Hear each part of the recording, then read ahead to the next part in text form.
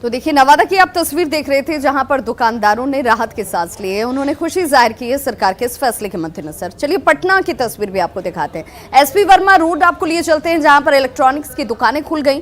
करीब 1 महीने के बाद दुकान खुलने से दुकानदार भी बेहद खुश नजर आए और ग्राहक भी। एसपी वर्मा रोड का हाल बता रहे हैं हमारे सहयोगी रजनीश कुमार।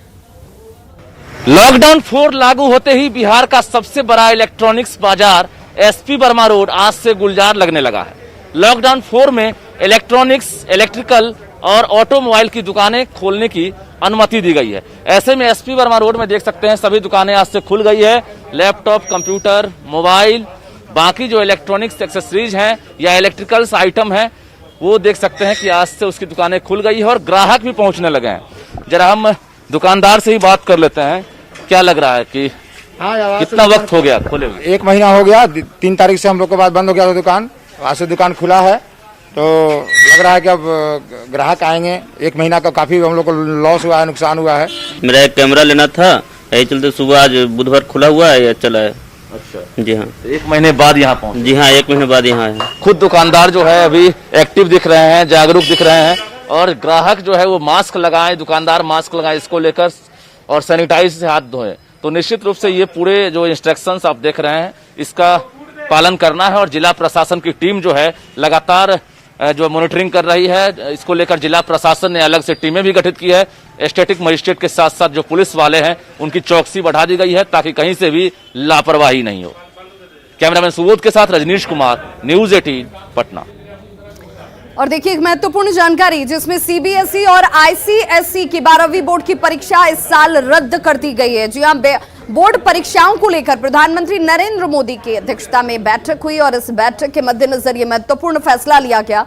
पीएम मोदी ने कहा कि छात्रों की सुरक्षा जो है वो हमारी पहली प्राथमिकता है। मंगलवार को पीएम मोदी के साथ हुई एक उच्च स्तरीय बैठक के बाद परीक्षा को रद्द करने का फैसला लिया गया है।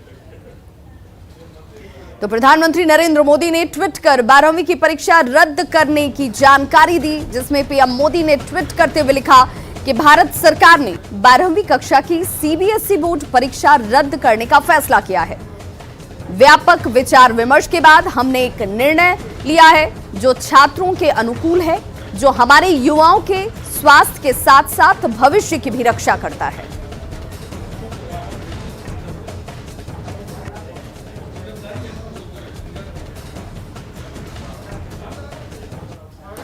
तो देखिए, इस फैसले के बाद स्टूडेंट्स क्या सोचते हैं, क्योंकि अभिभावक बच्चों को लेकर परेशान थे, संशय की स्थिति में थे। उन अभिभावकों को तो जवाब मिल गया, लेकिन बच्चे क्या सोच रहे हैं? हमारे सहयोगी रजनीश हमारे साथ इस वक्त लाइव जुड़ गए हैं। रजनीश, कल जैसे ही ये फैसला सामने आया, प्रधानमंत्री नरेंद्र मोदी ने ट्वीट कर जानकारी दी कि बैठक हो गई। बैठक में ये फैसला हुआ कि बच्चों के जीवन से बड़ा कोई और कारण नहीं हो सकता है और उन्हें बचाना इस वक्त प्राथमिकता सरकार की भी है, हमारी भी है।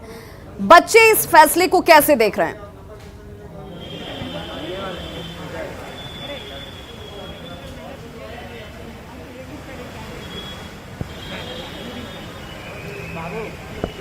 रजनीश, आप तक आवाज पहुंच पा रही है हमारी?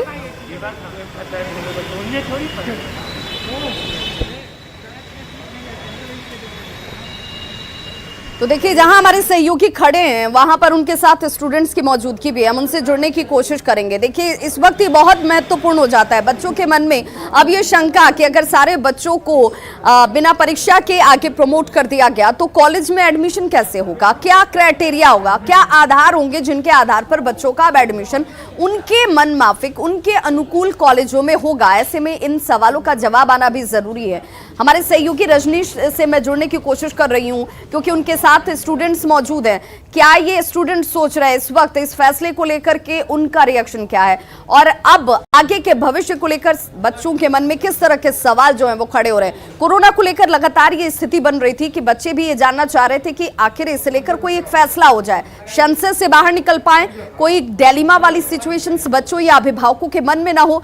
वक्त निकल रहा है और ऐसे में क्या सुरक्षा के मद्देनजर ये फैसला जो है वो बच्चों को भी उनके अनुकूल लग रहा है, ये जानना जरूरी है और इसीलिए बच्चों से हम जोड़ने की कोशिश करते हैं। सहयोगी रजनीश हमारे साथ इस वक्त लाइव जुड़ चुके हैं। रजनीश, सवाल अब सबके मन में ये कि बच्चों के अभिभावक इस फैसले को लेकर खुश हैं, लेकिन बच्चे क्या सोचते हैं? बच्चों को ये फैसला कैसा दिख रहा है?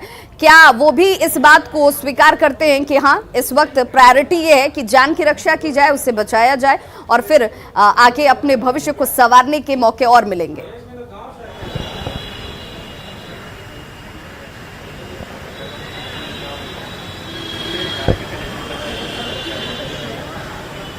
रजनीश, आप तक हमारी आवाज पहुंच रही है?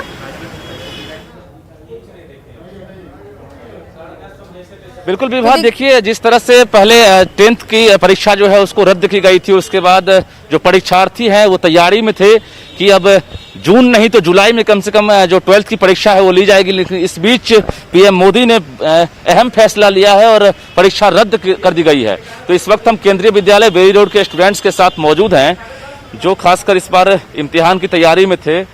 क्या लग रहा है कि आप लोग तैयारी कर रहे थे, अचानक परीक्षा रद्द हुई है? ऐसे तो हमारे हित में ही डिसीजन लिया गया है, लेकिन एक तरह से रिवीजन हम लोग किए थे, घर बैठ के पूरे 2 साल अच्छे से रिवीजन किए थे। अभी जेईई की परीक्षा है, उसके बाद बाकी मेडिकल की है, बहुत सारी चीज़ें हैं करियर को लेकर, क्या सोचे हैं? ऐसे तो मेंस देखे, कॉलेजेस देखे हैं अभी कुछ, अब मेंस का तैयारी होगा। कोई बाधा तो नहीं आई? नहीं, अभी तो ऐसा नहीं लग रहा, लेकिन देखिए क्या होता है। क्या नाम हुआ? त्रिपुरारी कुमार सिंह। क्या लग रहा है कि ऐसे तो परीक्षा मार्च में होनी चाहिए थी 12th की, लेकिन जून भी नहीं, जुलाई भी नहीं, अब तो परीक्षा रद्द। तो डिसीजन तो सही था ये, क्योंकि टाइम नहीं था अब होने का जुलाई से ज़्यादा, फिर हमें भी आगे कॉलेज में लेना रहेगा एडमिशन, इसलिए। क्या नाम? कौश। ये बताइए कि आप लोग भी तैयारी कर रही होंगी, पहले 10th की जब परीक्षा रद्द हुई तो आप लोगों को लगा हुआ सीनियर क्लास के जो स्टूडेंट्स हैं उनकी परीक्षा ली जाएगी, लेकिन सामान्य हालत नहीं हुई। सर, हमने कभी नहीं सोचा था कि 12th की परीक्षा रद्द कर दी जाएगी। बोर्ड्स को हम लोग बहुत सीरियसली लेते हैं, तो हम लोग को पूरा उम्मीद था कि अगर पोस्टपोन होगा भी तो हमारा एग्जाम होना चाहिए। हमने तैयारी तो की। रजनीश, जरा बच्चों से ये भी पूछिए, ये भी जानने की कोशिश कीजिए कि क्या अब ये बच्चे अपने कॉलेज के जो चॉइसेस बच्चों की होती है, मार्किंग के आधार पर वो अपने सिलेक्शन करते हैं कि इस कॉलेज में उनका एडमिशन हो जाता, अब उस कॉलेज में एडमिशन के आधार को लेकर कंफ्यूजन वाली स्थिति तो नहीं है?